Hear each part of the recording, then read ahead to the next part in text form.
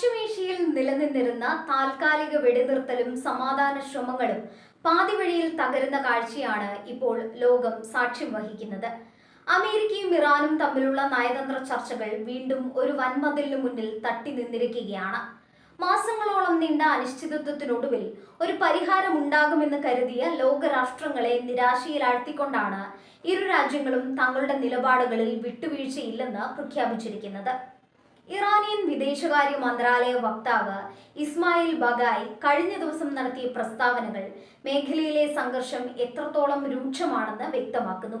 തങ്ങൾ ഒരു തരത്തിലുള്ള വഴിവിട്ട ആനുകൂല്യങ്ങളും അമേരിക്കയോട് ചോദിച്ചിട്ടില്ലെന്നാണ് ഇറാന്റെ നിലപാട്.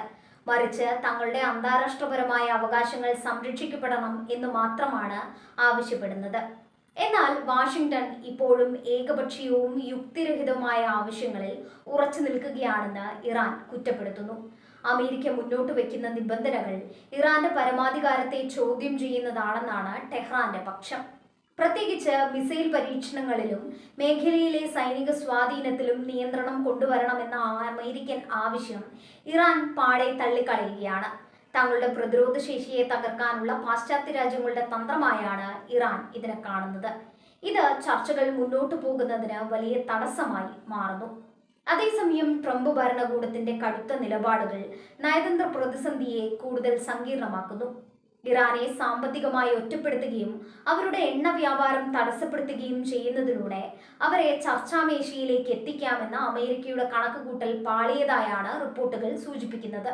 സമ്മർദ്ദത്തിന് വഴങ്ങുന്നതിന് പകരം കൂടുതൽ കരുത്താർജിച്ച് തിരിച്ചടിക്കാനാണ് ഇറാൻ ശ്രമിക്കുന്നത്.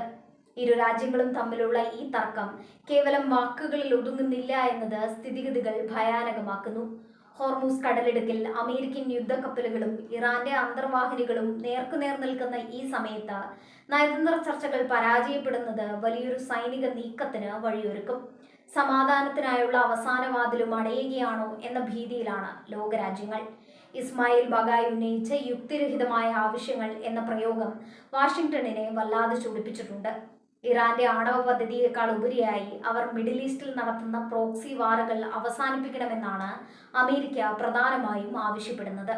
എന്നാൽ ഈ ആവശ്യങ്ങളെല്ലാം തന്നെ തങ്ങളെ ദുർബലപ്പെടുത്താനുള്ള നീക്കമാണെന്ന് ഇറാൻ ഉറച്ചു വിശ്വസിക്കുന്നു. പശ്ചിമേഷ്യയിലെ സുഹൃത്ത് രാജ്യങ്ങളായ സൗദി അറേബ്യയും ഖത്തറും ഒരു മധ്യസ്ഥതയ്ക്ക് ശ്രമിക്കുന്നുണ്ടെങ്കിലും വലിയ പുരോഗതി ഉണ്ടാക്കാൻ അവർക്ക് സാധിക്കുന്നില്ല.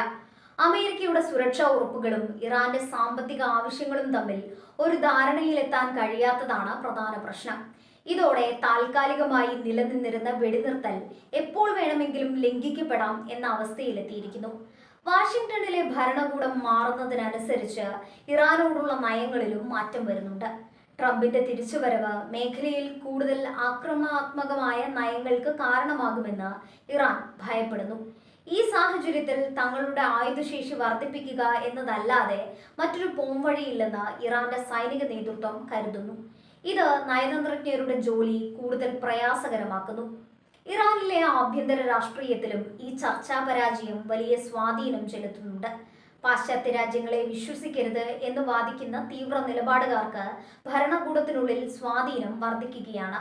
സമാധാന ചർച്ചകൾ പരാജയപ്പെടുമ്പോൾ സൈനികമായ നീക്കങ്ങൾക്ക് കൂടുതൽ പിന്തുണ ലഭിക്കുന്നത് മേഖലയെ വീണ്ടും ഒരു യുദ്ധക്കളമാക്കി മാറ്റാൻ ഇടയാക്കും. അന്താരാഷ്ട്ര വിപണിയിൽ എണ്ണവില ഈ ചർച്ചകളുടെ ഗതിക്കനുസരിച്ചാണ് മാറിക്കൊണ്ടിരിക്കുന്നത്. ചർച്ചകൾ പരാജയപ്പെടുന്നു എന്ന വാർത്ത പുറത്തു വന്നതോടെ ആഗോള വിപണിയിൽ അനിശ്ചിതത്വം പടർന്നിരിക്കുകയാണ്. ഹോർമൂസിലെ കപ്പൽ ഗതാഗതം തടസ്സപ്പെട്ടാൽ അത് ആഗോളതലത്തിൽ വലിയൊരു സാമ്പത്തിക തകർച്ചയ്ക്ക് കാരണമാകും. അതിനാൽ തന്നെ ലോകബാങ്കും മറ്റ് സാമ്പത്തിക ഏജൻസികളും ഈ വിഷയത്തിൽ ഉത്കണ്ഠാകുലരാണ്. അമേരിക്കൻ വിദേശകാര്യ വകുപ്പ് ഈ ആരോപണങ്ങളോട് ഇതുവരെ കൃത്യമായ രീതിയിൽ പ്രതികരിച്ചിട്ടില്ല. എങ്കിലും ഇറാന്റെ ഭാഗത്തു നിന്നുള്ള പ്രകോപനങ്ങൾ അവസാനിക്കാതെ ചർച്ചകൾക്ക് പ്രസക്തിയില്ലെന്ന നിലപാടിലാണ് അവർ. അന്താരാഷ്ട്ര നിയമങ്ങൾ പാലിക്കാൻ ഇറാൻ തയ്യാറാകണമെന്നാണ് വാഷിംഗ്ടണിന്റെ ആവശ്യം. എന്നാൽ നിയമങ്ങൾ തങ്ങൾക്ക് മാത്രം ബാധകമാക്കുന്ന അമേരിക്കയുടെ ഇരട്ടത്താപ്പാണ് പ്രശ്നമെന്ന് ഇറാൻ ആരോപിക്കുന്നു. നയതന്ത്ര ചർച്ചകൾ വഴിമുട്ടുമ്പോൾ ഐക്യരാഷ്ട്രസഭയുടെ റോൾ വലിയ ചോദ്യചിഹ്നമായി മാറുന്നു. വൻ ശക്തികൾ തമ്മിലുള്ള തർക്കങ്ങളിൽ ഇടപെടാൻ UN-ന് പരിമിതികളുണ്ട്. വീറ്റോ പവർ ഉപയോഗിച്ച് ചർച്ചകളെ തടസ്സപ്പെടുത്തുന്ന നീക്കങ്ങൾ സുരക്ഷാ കൗൺസിലിന്റെ വിശ്വാസ്യതയെ തന്നെ ബാധിക്കുന്നു. ഇതോടെ പ്രശ്നപരിഹാരത്തിനുള്ള വഴികളെല്ലാം അടഞ്ഞ നിലയിലാണ്. സൈനിക ശക്തി ഉപയോഗിച്ച് ഇറാനെ വരുതിയിലാക്കാം എന്ന അമേരിക്കൻ മോഹം നടപ്പിലാകില്ലെന്ന് ചരിത്രം സാക്ഷ്യപ്പെടുത്തുന്നു. സമുദ്രത്തിനടിയിലെ അന്തർവാഹിനികളും മിസൈലുകളും ഉപയോഗിച്ച് പ്രതിരോധം തീർക്കാൻ ഇറാൻ സജ്ജമാണ്. ഈ ശക്തി പ്രകടനം ചർച്ചകളിൽ മേൽക്കൈ നേടാൻ ഇറാനെ സഹായിക്കുന്നുണ്ടെങ്കിലും അത് സമാധാനത്തിനുള്ള വഴി അടയ്ക്കുകയാണ് ചെയ്യുന്നത്. ഭാവിയിൽ ഉണ്ടാകാൻ പോകുന്ന സൈനിക നീക്കങ്ങൾ ഒരുപക്ഷെ കടലതിർത്തികൾ കടന്ന് കരയിലേക്കും വ്യാപിച്ചേക്കാം. ഇറാഖിലും സിറിയയിലും ലെബനനിലും ഇതിന്റെ പ്രതിഫലനങ്ങൾ ഉണ്ടാകും. നയതന്ത്രം പരാജയപ്പെടുമ്പോൾ തോക്കുകൾ സംസാരിച്ചു തുടങ്ങും എന്ന ചൊല്ല് ഇവിടെ അന്വർത്ഥമാകുകയാണ്. മേഖലയിലെ സാധാരണക്കാരായ ജനങ്ങൾ ഈ യുദ്ധഭീതിയിൽ വലിയ ഭയത്തിലാണ് കഴിയുന്നത്. ഇസ്മായിൽ ബഗായിയുടെ വാക്കുകൾ സൂചിപ്പിക്കുന്നത് വരാനിരിക്കുന്ന കടുത്ത ദിവസങ്ങളെക്കുറിച്ചാണ്. അമേരിക്കയും ഇറാനും തമ്മിലുള്ള ഈ ശാഠ്യം ലോകത്തെ മൂന്നാം ലോക മഹായുദ്ധത്തിലേക്ക് നയിക്കുമോ എന്ന് പലരും ആശങ്കപ്പെടുന്നു.